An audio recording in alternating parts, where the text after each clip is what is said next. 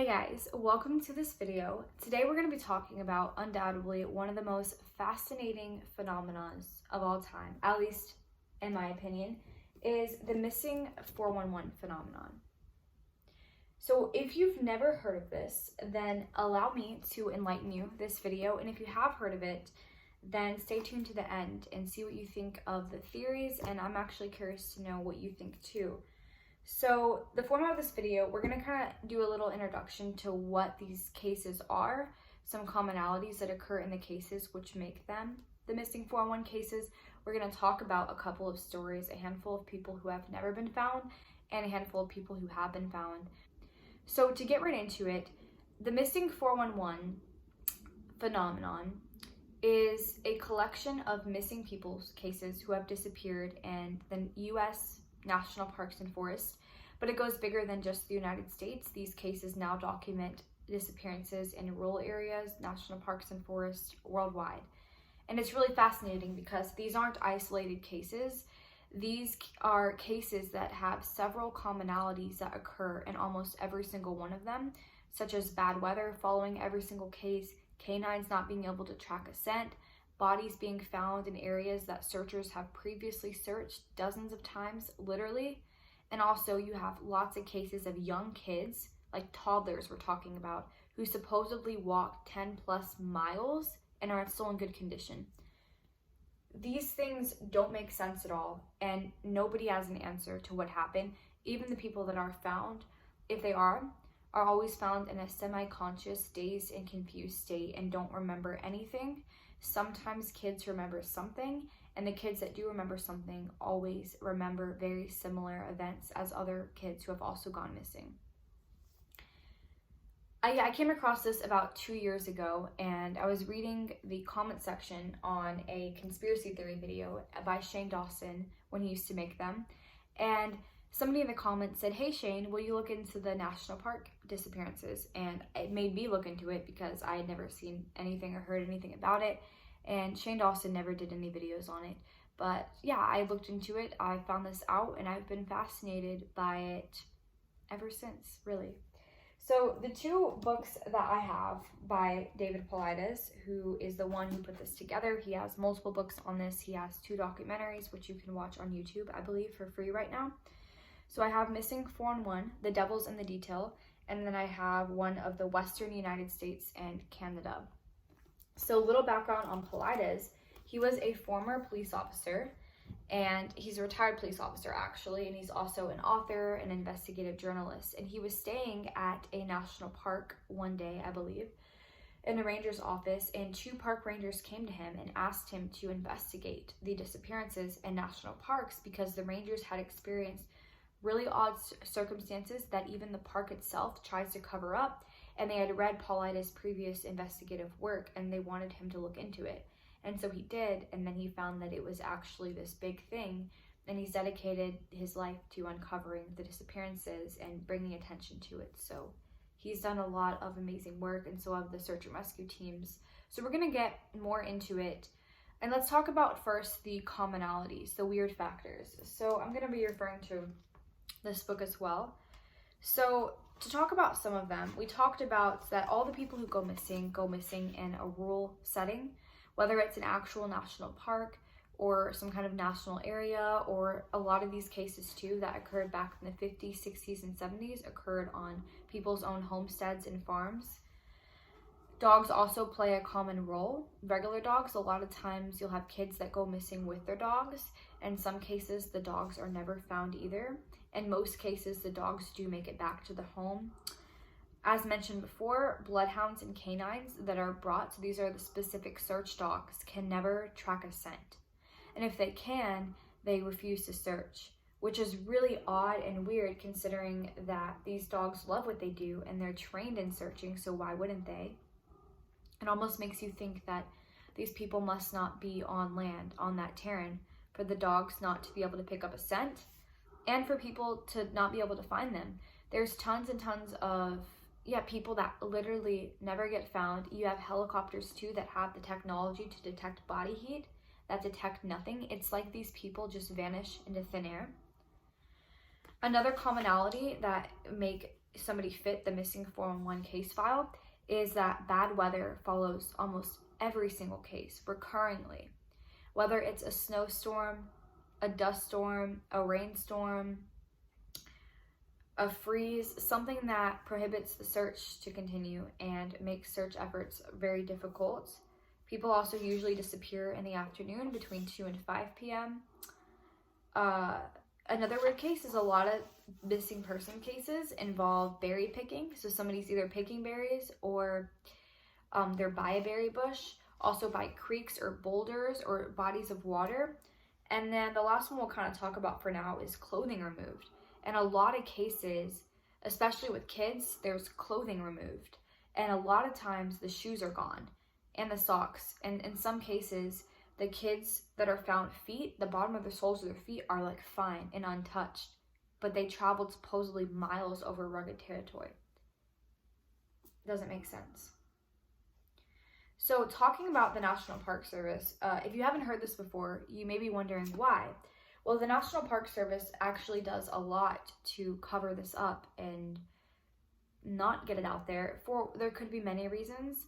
If this was out there and scared more people, maybe people would stop going to these parks as often and it would lower their revenue, or maybe there's something there that they really don't want people to know because maybe they don't understand it themselves.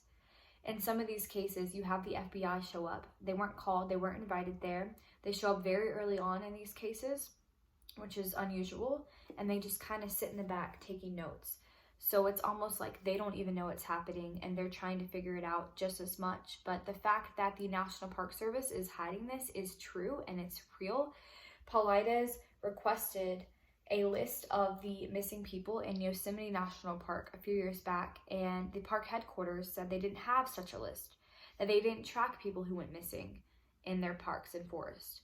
And these parks are on federal land, right? And so they don't track it at all. They don't put the people into the missing persons database. How is that okay? How is that acceptable? They told Paulides that it would cost about $37,000 to hire somebody to be able to compose that list. When Paulides requested for a list of the missing people in all the national parks and forests in the nation, they said it would cost $1.4 million. Let that sink in. $1.4 million. They said that they relied on their employees to keep track of missing people, but that doesn't make sense because the employees' remembrance is what they said, the memory of them. Well, what if the employees die? Or what if they retire? What if they move away? It makes no sense. It's so unprofessional. For a federal agency like that, you would think they would be more professional. And they're also reluctant in certain cases to provide information to Paulides and to other researchers, as you will see. So now that you have a little bit of background into what's happening, let's go into a couple of really interesting stories. So the first two I'm going to tell from my memory, and the last ones I'll actually read from one of Paulides' most recent books. So let's talk about the case of 8-year-old Dennis Martin, who went missing in the Smoky Mountains National Park, which is located on the border between Tennessee and North Carolina. So Dennis Martin, 8-year-old little boy, was at the park with his family, and they just by happenstance met another family that had the same last name as them, Martin, and the kids of both Martin families played together. They played hide and seek. And Dennis Martin's father remembers seeing Dennis hide behind a bush, and that was the last time that anybody ever saw Dennis Martin, supposedly. On June 14th, 1969, Knoxville 6-year-old Dennis Martin went missing while camping with his family at Spence Field in the Great Smoky Mountains National Park. In the decades since, no verifiable trace of Dennis has been found. Even after 50 years, the search is still the most massive in the park's history. Dwight McCullar was a young ranger at the time of Dennis Martin's disappearance. He remembers the search back in 1969. Something went wrong. The little boy, may have got on the wrong trail or something like that, But it's a mystery that we don't know. Well, don't don't have a clue. They may have assumed that he was going to hit the Appalachian Trail, but you can't assume anything with a 6-year-old, you know. A trail might not look like a trail to him, you know.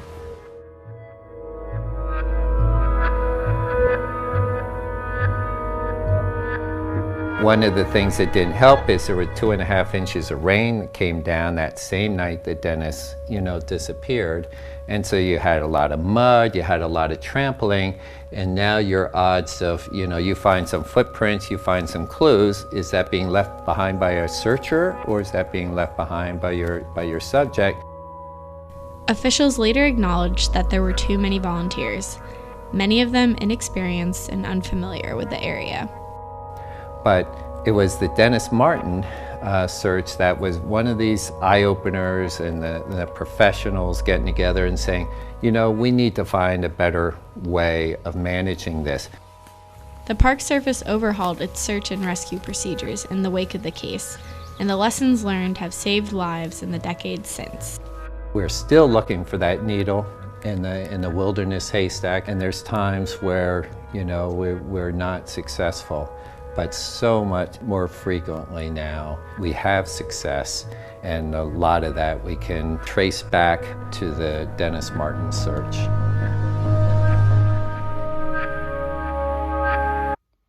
Now, something else that's really interesting that the cases don't document. Paulides brought this up, but the media never really covered, and the police didn't do that much investigation into.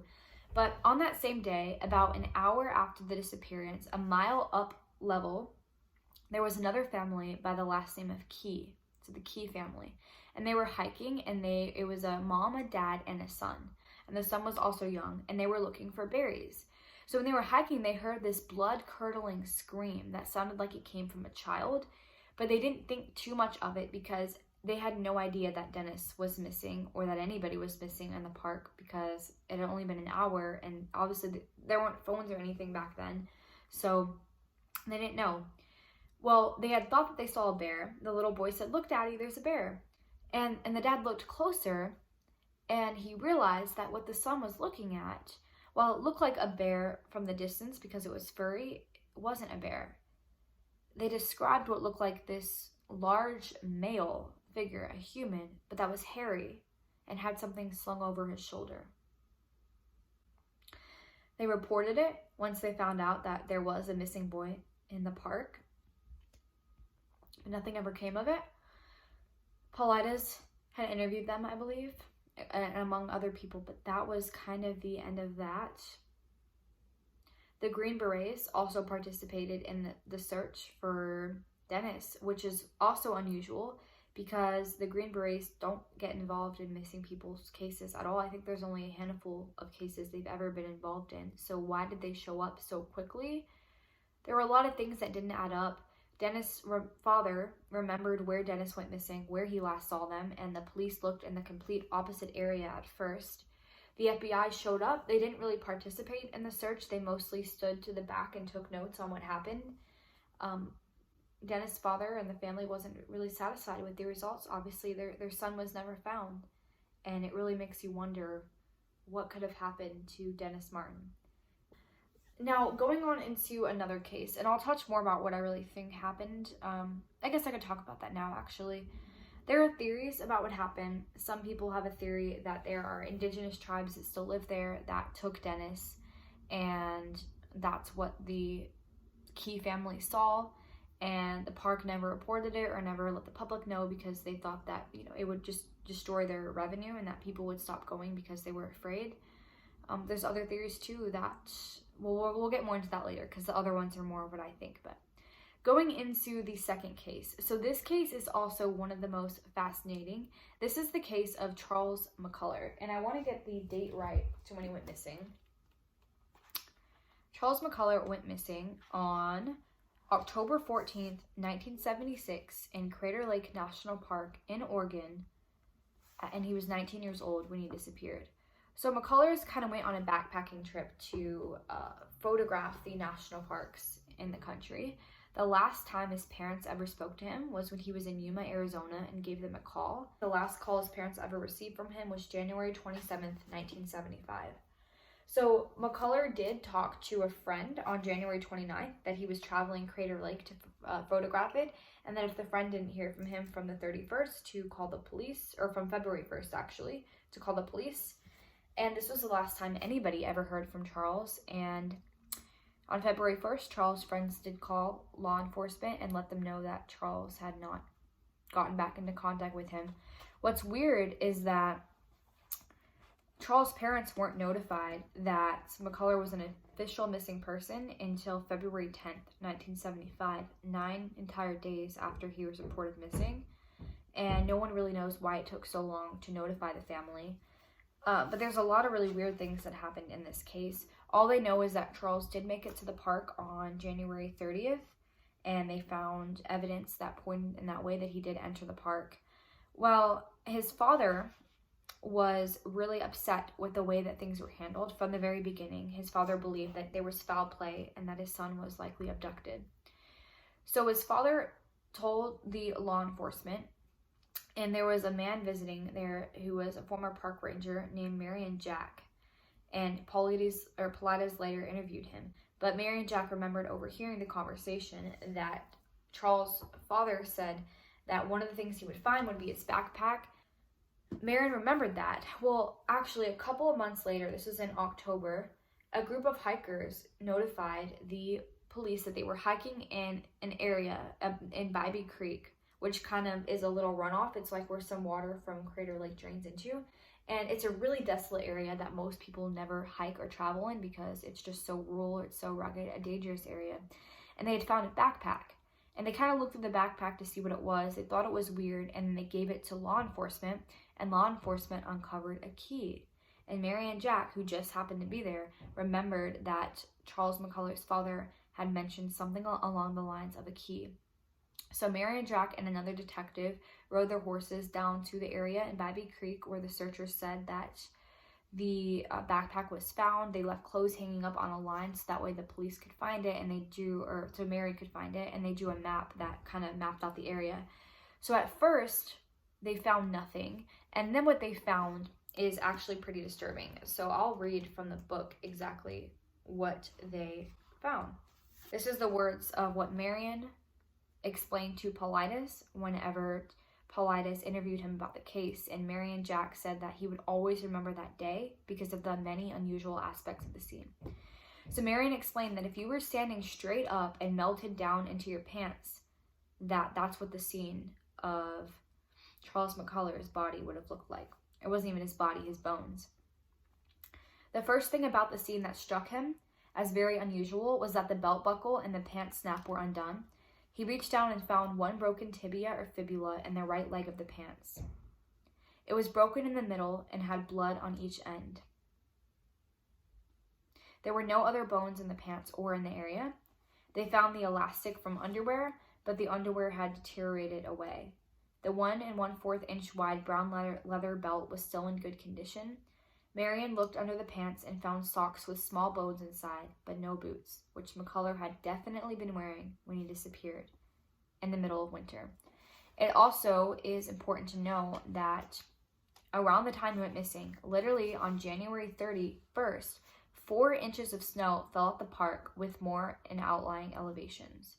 Okay, so snow depths at Crater Lake got to up to 24 to 90 inches of snow with drifts up to 20 feet. So bad weather, that did delay the searches and made it harder. David and Marion then started to walk in circles from the pants to locate other evidence. On the other side of the fallen tree, approximately 5 feet away, they found a skull upside down and a lower jawbone. They also found an area that was scattered with very small bone fragments. The rangers did not find any large bones, such as hips, shoulders, femurs, or vertebrae. They continued to search for other evidence, such as a coat, a camera, a knife, the boots. But after conducting a thorough search of the immediate area, they left with the skull and other evidence, and they later returned with the FBI and then the response team. They took numerous photos of the scene, and overall, nothing came of it. The camera, the knife, and the coat of Charles McCullar were never found at the Bybee Creek location, and all of those things were with Charles when he disappeared. There were only bones and one pant leg, and that the pants hadn't been disturbed since the time of death. So literally, as Mary and Jack, the ranger, initially described it, it's like Charles McCullar just melted into his shoes. And there's many questions that come up. Why weren't the boots ever found? If you disappear in the middle of winter, and the snow, 20 inches of snow, you're never going to take off your boots. Those are going to protect you and keep you warm. And why weren't they found? The boots had to have been one of the heaviest things that was on his body. And yeah, overall, just very odd. Very odd. Other things that Paulides mentions is that it would, it was very hard for him to even get into the Bybee Creek location. So how did he even get to where he was found? Very rugged area. And some other questions that arise is, why was Charles's belt buckle undone? Where is the camera and knife that were supposed to be with him? Right? Where are his boots? The pants weren't ripped to shreds as if an animal would have eaten him. The father was adamant that somebody had taken Charles against his will and killed him.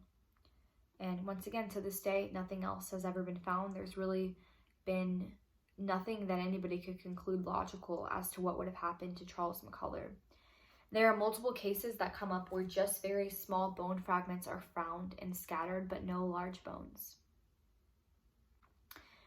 If he is being taken, more questions arise. Why do some people's bodies never get found and some do, but they're like that?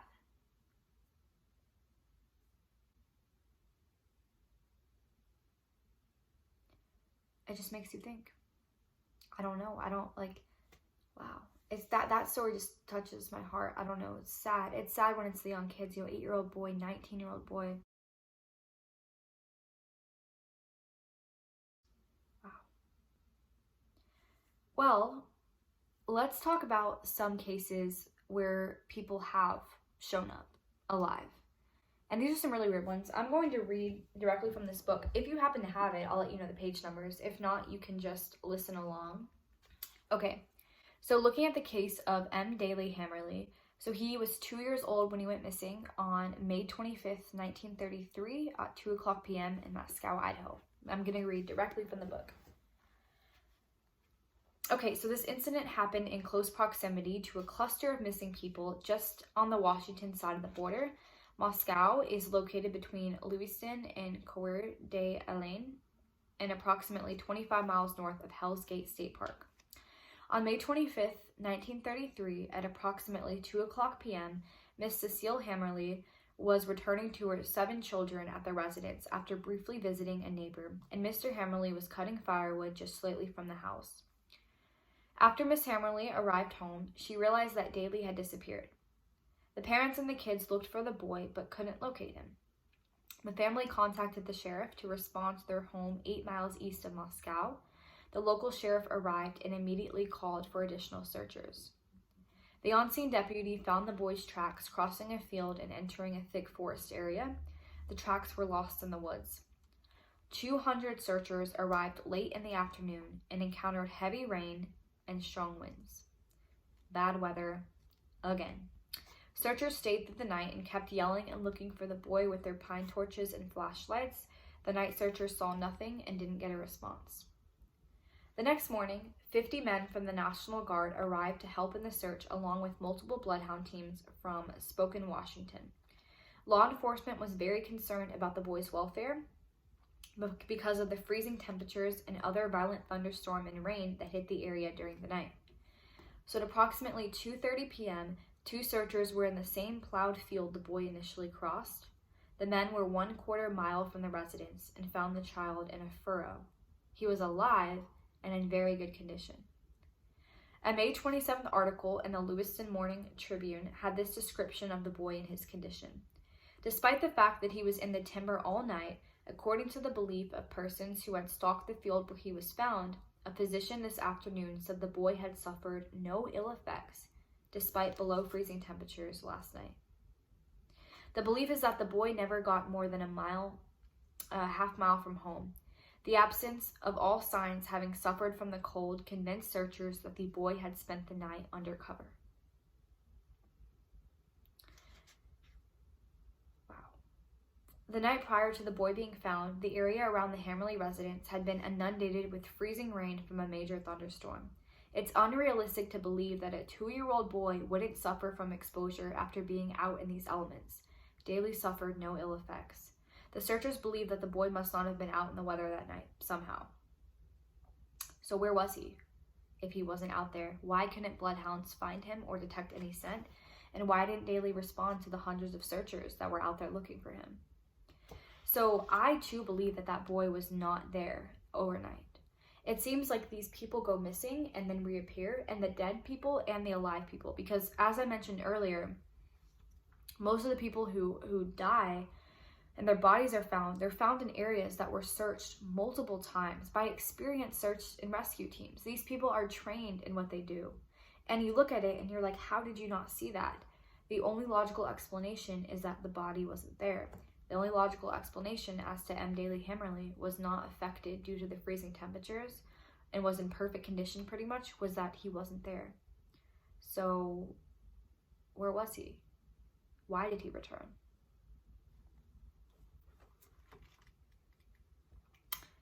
I wonder if he remembers anything.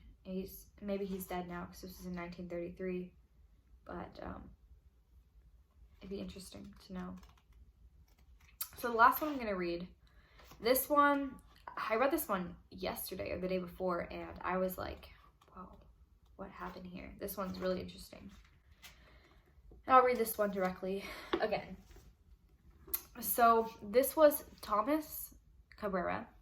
He went missing on, or actually it's probably Tomas because he's from Mexico. So Tomas Cabrera, let me try that again. Tomas Cabrera, who was missing on May 31st, 1985 in the morning from Tecate, Mexico. He was 3 years old when he disappeared.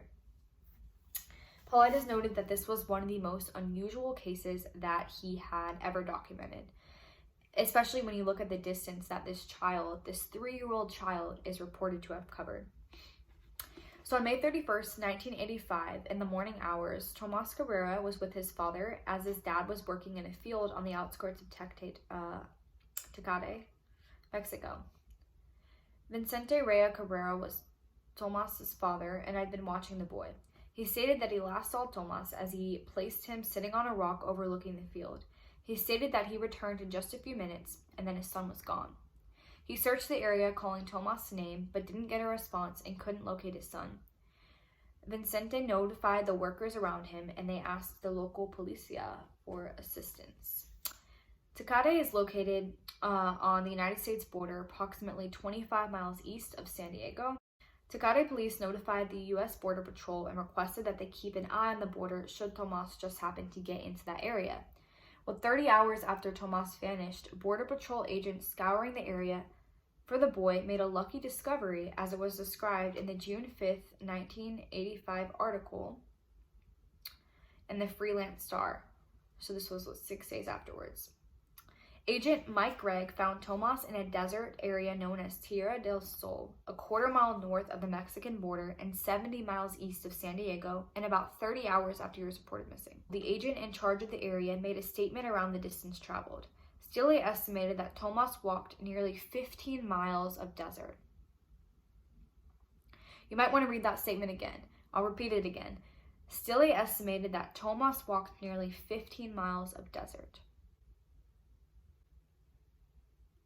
The description of how Tomas was found was curled up beneath a bush, naked, exhausted, and shivering.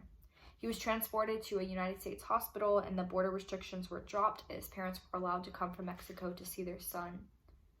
So in Robert Coaster's book, who's an expert on, if people go missing, how far away on average are they found? So in his book, Lost Person Behavior, he states that on average, 95% of the time, a 3-year-old boy will be found about 2 miles or less within that 30-hour time frame. So Tomas supposedly traveled 15 miles in the hot summer months of June at 3 years old in 30 hours.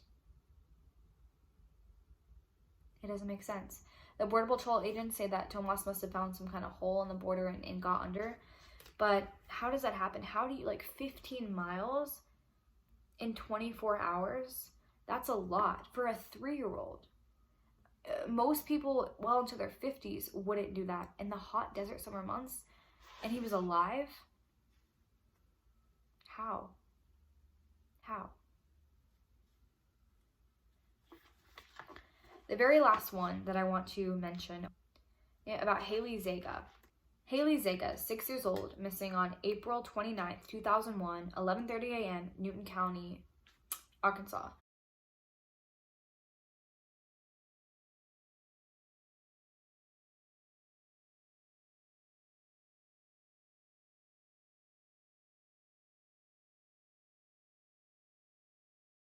Not all who wander are lost, but I sure as heck was.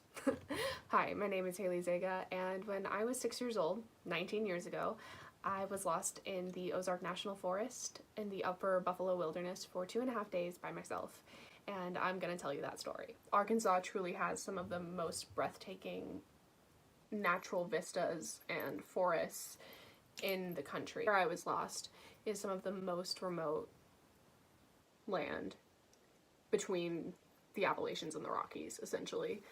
The hike that we went on is one of the most famous in the Ozarks. It's to a place called Whitaker Point, also known as Hawksbill Crag, and if you're ever in the Ozarks, I highly recommend it. It's a beautiful hike, but it's also a little bit treacherous. The trail itself is along some bluffs above the Buffalo National River. I was hiking with my grandparents when I was only 6, so I got tired really easily, and there was this waterfall. Side note, and spoiler alert, I guess, the waterfall is now called Haley Falls after me, which is kind of cool. So if you're ever out there and you walk past my waterfall, you know, say hey, I guess. And to get down to see the waterfall, you actually have to climb down a tree. And I was already feeling kind of cranky because it was a long hike and I'd never been out there before, and I was not as appreciative of the natural world as I am now. So I wanted to see this waterfall, but my grandparents knew that I was absolutely too young to be trying to climb down and then back up a tree to see a waterfall. And so they said no. And I was not having it. I was cranky, I was tired, I didn't want to be out there anymore, so I did that thing that little kids often do when they're being cantankerous, and I sat down on a rock on top of the waterfall, and I said, I'm not gonna move until you carry me. But this trail is narrow enough and in places treacherous enough that carrying a grumpy 6-year-old was just not an option. They weren't going to be able to carry me out of these woods. So they did the thing where they sort of started walking away, like, we're going to leave you behind. And then, you know, the kid, or I, was supposed to follow them. And I tried to. I got up and I tried to follow them. But like I said, the trees at that time of year were in full foliage, and it was so dense, it was like a curtain had dropped between me and them, and I couldn't see them and I couldn't hear them anymore. And so in front of me there was a bank of trees, and leading one way was the main trail, and leading another way was what I thought would curve around the bank of trees. It looked like another section of the trail, and I thought it was going to curve around the bank of trees and meet up with the main trail, and that I would head them off, meet them on the trail. Unfortunately, that's not what happened, and in a matter of seconds, I was lost. Just completely and totally lost. And so I just kept walking. Like I said, I was 6 years old, had never been in the woods before. I had no idea what I was doing. So I just kept walking, and I thought that I was going the correct direction and eventually I would meet up with them. But I kept getting deeper and deeper into the woods, and it became really clear really quickly that that just wasn't the case. So luckily, I managed to get to the river, the Buffalo River, on the first day that I was missing. I formulated a new plan. which was follow the river, which will lead to a bridge, which will lead to a road, which will lead to a gas station where I can call my parents. And that was my plan for the next 2 days that I was out there. I just kept walking along the river. I didn't drink anything and I didn't eat anything because I didn't think it was safe. So pretty quickly night started to fall. I had a couple of hours, but so at this time I kind of decided that I needed to find somewhere to sleep. And the search was in full swing, as far as I know. And helicopters were flying overhead, and I didn't know that they were looking for me, but I thought that they might be, or that it would be good if they saw me because they could rescue me. And so I thought that for the best visibility, I should sleep on a rock in the middle of the river. I found a rock. So for hours on that first day, my goal was to get onto the rock in the middle of the river, so that they could see me. And I kept falling in. I was 6, so I wasn't a terribly strong swimmer. Honestly, it's a wonder I didn't drown. But I eventually made it to the rock, and I could see the helicopters flying overhead, but they didn't see me, unfortunately. So the next day, I woke up, if I even slept. I don't really know. I know I didn't dream about anything. I remember thinking, maybe if I close my eyes and when I wake up, it'll all be a dream. Obviously it wasn't. So the next morning I got up and I got off the rock and I kept following the river. So that night I thought it might rain because of an old wives' tale that my mom had told me about the way that the clouds look around the moon. So I found a cave near the river, and I was never very far from the river while I was walking. I pretty much stayed within sight of it because it was kind of my lifeline. And occasionally I would go into the trees for some shade because it did get hot during the day. But again, I was never terribly far from the river. So the third day I was again walking along the river, and the whole time I was shouting my name, my parents' names, their phone numbers, anything, any kind of information that I could think of that if someone heard me might help them or help me. I was throwing sand in the air in the hopes that the helicopters would see me, and they never did. I was also getting really dehydrated at this point, and hungry, and I started to hallucinate a little bit. I remember hallucinating a valley of flamingos, among other things. So yeah, I was starting to get very weak, and I sat down by the river at one point and was just kind of relaxing, hanging out, and at that point a miracle happened. 2 men on mules found me. Part of the reason that it was a miracle, among other things, was that they actually weren't with the official search party. I was miles and miles away from where they thought I was going to be. When a child goes missing, they make models based on the age of the child and their personality and how familiar they are with the location, and that's where they tend on focusing their search, and I blew all of the models out of the water. So these 2 men went up to the official search party and they said, we think that we know where she might be. They were salt of the earth, had grown up in Newton County, knew the woods like the back of their hand better than anyone. And the official searchers were like, thank you for your input, but that's pretty much impossible. You'd be wasting your time. We'd be wasting our resources if we went out there. And so they were turned away. And they decided to go out on their own. And thank God they did, because I wouldn't be here if they hadn't. And they were the ones who found me. They found me by the river, and I don't remember exactly what they said, but it was something along the lines of, are you Haley Zega? We've been looking for you. They gave me a Diet Coke and some chocolate pudding, and they put me on one of the mules, and they got me out of the woods. William Jeffel Lyons and Lytle James are their names, and they are heroes.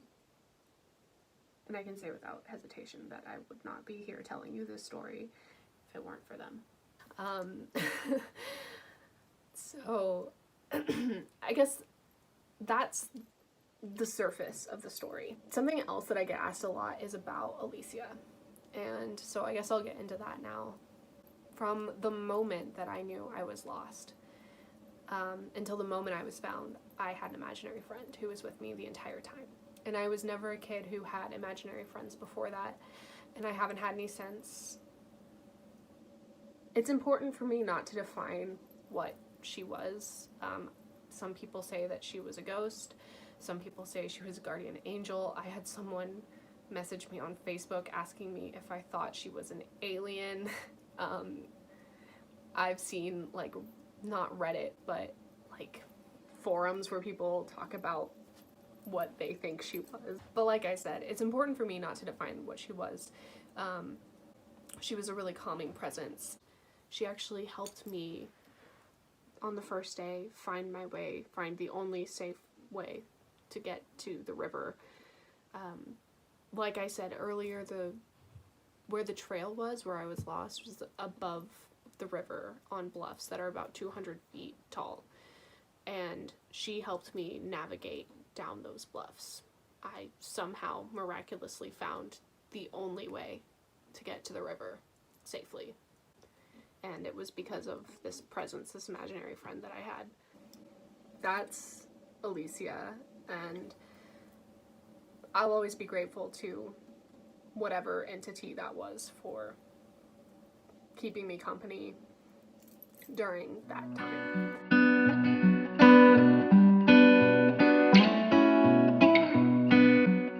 Hi guys. I thought in this video that I would talk about the 411 cases a little bit.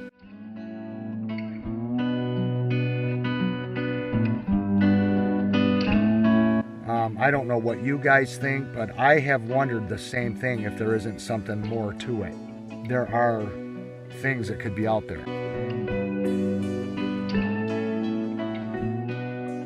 Last time that I went camping, where I got into this van in a hurry because there was something just outside my campsite.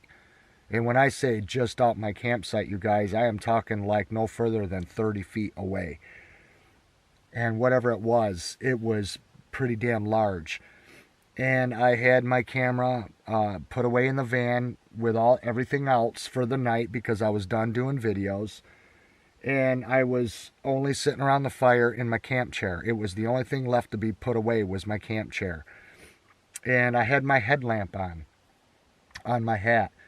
And I was hearing something going around the campsite, and I was just trying to ignore it.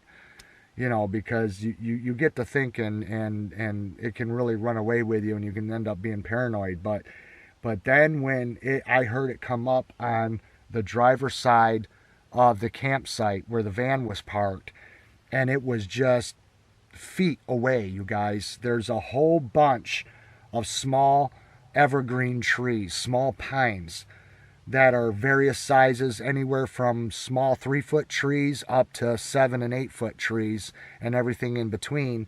And they're very close together, and they're all different sizes, and they're just growing everywhere like a little miniature forest.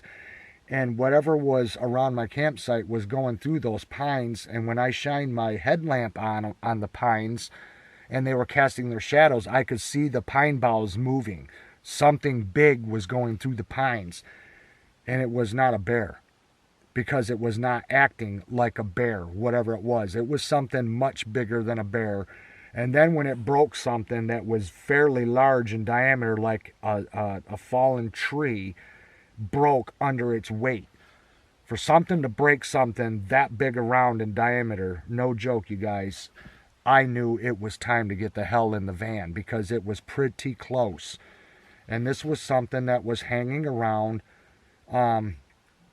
early that night, right after it got dark, for probably 40 minutes. And I came into the van about 20 after 8, and I anticipated staying outside around the fire until about 10 o'clock, 10:30. It forced me to stay in the van the rest of the night. And I got into the van about 20 after 8, and I locked all the doors, and I stayed quiet, and I was in the van, and I could still hear things just outside of the van. And at one point, it actually hit the front of the van, whatever it was. And I could not make out what it was. And it was not a bear. People have experienced things like I've had happen to me over the years, very similar. almost identical sometimes. And the outcome is the same for them, to where they don't understand what it was. They didn't like physically see something, but they knew something was there. And they felt like they were being watched. And with the woods falling silent, where everything stops, like you threw a switch, the birds all stop chirping, chipmunks quit running around on the forest floor, chasing one another through the leaves, sounds of crickets, any type of nature activity, everything just stops simultaneously at the same time. And it gets dead quiet. Not a leaf turning anywhere, just dead silence. Makes you wonder, what the hell does that? What is that?